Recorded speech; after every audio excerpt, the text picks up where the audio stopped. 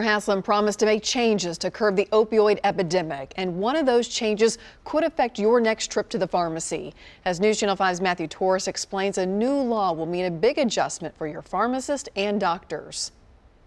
And that's all you think about. How am I going to get my next pill? All it took was stealing one morphine pill from his cancer-stricken grandfather for Brad Powers to head down a dark path. I couldn't go to work. I couldn't function. I lost my jobs. I've lost cars. I've sold cars for just a couple of pills. His addiction to opioids took hold of his life 23 years ago. From suicide threats to robbing his family to even hurting himself just to get pain medication. This epidemic knows no boundaries. This year, the governor pushed a plan to curb the opioid crisis. It took effect on Sunday, and it helps with prevention by regulating prescriptions.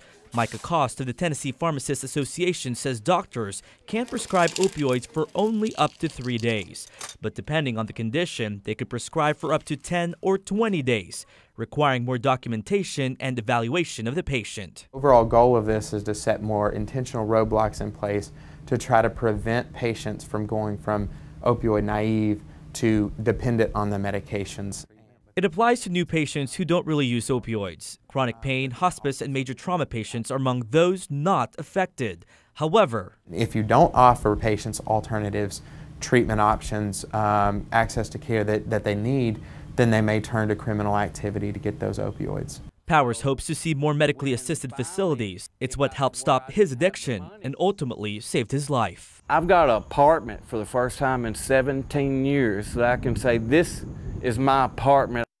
Another part of the law is to remove the walls between the pharmacist and the patient, whereas before, pharmacists are now allowed to share information about the prescription to the users.